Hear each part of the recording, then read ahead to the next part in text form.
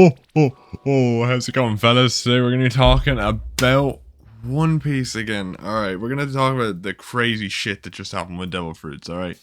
Let's get straight into it, though. My god, this changes a lot in the story, like, off the rip, if you think about it. The fact that Devil Fruits are, like, manifest based on imagination. Let's look at the wording very specifically real quick. Just to make sure I'm 100% on this, because it's still a bit wild to me how they worded this, right? They went and said, where was it? It was when Gear 5 showed up. Yeah. Like they say the Devil Fruits is like based on one's own desires, alright? So that leads to a lot of possibilities, okay? That's some insane shit. Alright, for one, obviously gods, like stuff like, you know, obviously an NL's fruit must be based on the idea of a lightning god and stuff like that. And, you know, all the different, you know, in our own world we had things like gods who could control magma, or gods who could control light, or gods who can control ice, and that's the reason we had natural disasters back in the day. That's what was put down as, because of the gods of the sea, or gods of weather and stuff like that, gods of nature. And obviously, so these beliefs over time manifested into Devil Fruits.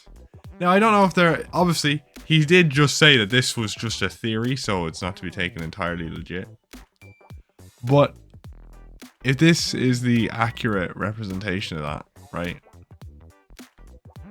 That is insane. Okay? Because that means you can think... Basically, if a large amount of people think about anything, it can be manifested. You know, we could have a literal fruit called the God fruit. Gives you the abilities that people think God has. And you can just...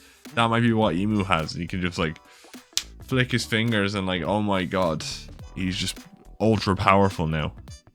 And imagine if, right? Okay, because everyone believes Boogie's, like, the second coming of Christ in their universe, right? If he just gets a fruit now that allows him to basically make whatever he thinks of true, or Usopp, for example, because loads of people believe in the power of Usopp or the power of Boogie, you know. And with this whole thing about, you know, imagination being a huge part to do with Devil Fruit abilities, the idea of a hockey fruit, lads, that's not out of the question anymore. Because realistically, if you had a strong enough will to want to manifest a fruit with hockey, you could theoretically do it. It could be called the hockey fruit, or the will fruit. You know what I mean? Where it gives you an insanely strong will, or an ability to have an insanely strong will, right? And it's fascinating, because realistically now we can have any power whatsoever in the One Piece world. But what I do think interesting is if it's manifested by belief, where does it decide to manifest? The idea was it manifested in a nearby fruit, but surely there has to be more to that now, right? Does it manifest near the person who's most likely to suit that ability? Is that why we have people like Vegapunk having the brain fruit, or, you know, Law having the up fruit? Is it like a internal will thing? If they can, like, feel... If the fruit itself, since it's manifested by people's wants, people who would want or need that fruit the most, does it spawn nearby? In which case, it would make sense.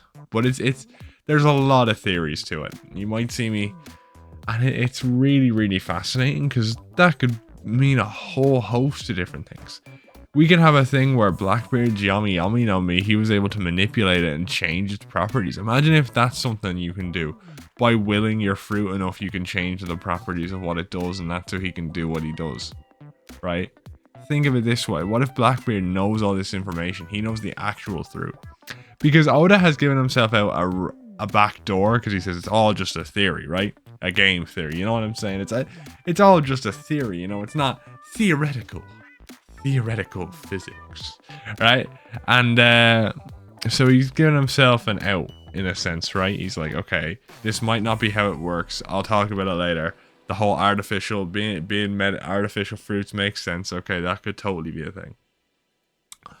Because it could be a thing where it's like it's made by humans, but over time this became an idea, because the artificial development of fruits was essentially just humans making what they believed in, or what they thought would be really super cool, like phoenixes or dragons or like the ability to be lightning, you know, just turn it into fruits. So over time, as that history faded, it was like, okay, well, people want this. Loads of people want these different abilities, and look, this stuff is spawning. But the reason that doesn't make sense is particularly zone fruits and the, you know, Sun God Nika is an interesting example. Now, it could be the exception to the rule. That could entirely be a thing where they're like, it's a special fruit.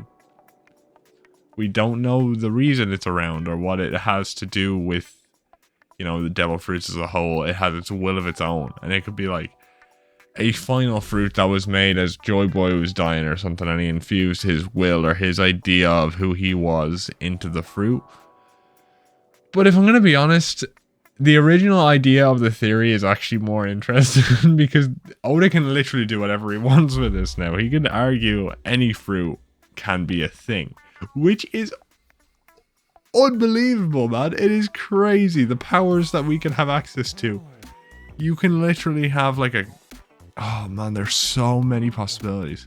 You could have a shelf fruit. You could turn into a shelf, right? You could literally have a nuke fruit. Oh, I can produce nukes. Or you can have like a...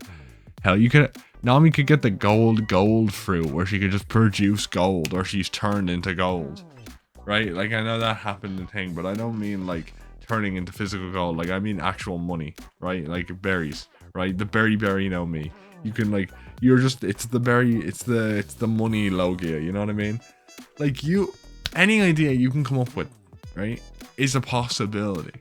You could have the Santa know me. Bro, if someone starts turning into Santa Claus, just like, oh, you eat this fruit and you suddenly have the power to summon reindeers and eat a lot of cherry pies.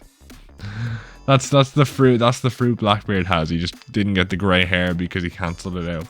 That's how he's able to get this, because he registers all the devil fruits as gifts, so it doesn't affect his body, because the Santa can't be affected by gifts. That's my new theory about Blackbeard, lads. I'm telling you, it's pretty solid. All facts here at MK Productions. That's what I'm saying. But it's unbelievable because it gives the story anything.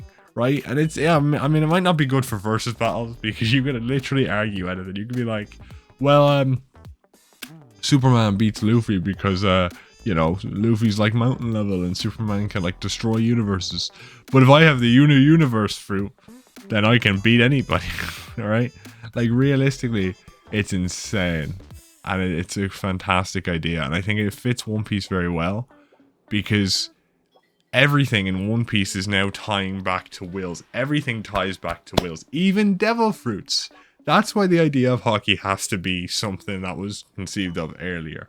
Because it fits into the story so well. Because now at this point we have a thing where even the fact that these supernatural powers that are against the will of the world, as shown by the sea basically saying, nah, this is bullshit, are able to manifest because enough people believe in them that it becomes reality. Like, come on. You can't tell me this doesn't confirm hockey is a legit thing from the start. And I think that alone is a fantastic idea. I think tying everything back to wills allows for this story to all come full circle. And I wonder what Shanks knows and what Shanks can do with this information and why he specifically does not have a devil fruit. Because if he has the same information that, let's say, Vegapunk has, or some more, or even a little bit more, why won't he allow his crew to consume a devil fruit? What is it about the side effects of devil fruits? Is there a further side effect that we don't know about that could be created by defying nature in such a way? Does it, like they say, it alters an alien existence, right? Does it not allow you, does something happen when you eat a devil fruit? Can you not? I know a lot of people think you can't get the laugh tail if you eat a devil fruit. The only reason I don't think that makes sense is because, well, Luffy has to get the laugh tail, you know what I mean? So how are they going to argue this? If it was anyone else, I could easily see it, but I don't know. And it's fascinating to me.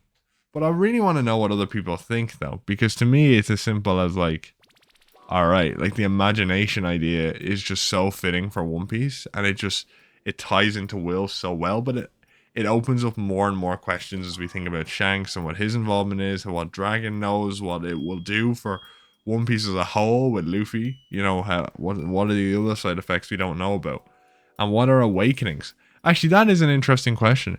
If devil fruits are just wills, essentially, like physical manifestations of a person's want, right? What, like, awakening should be easy to get. You should just want to improve your fruit and then you get awakenings. You know, what are the ties to awakenings? What are the knowledge you gain from it? How does all this work? These are questions that are just building and building and building. And I am so excited and I cannot wait.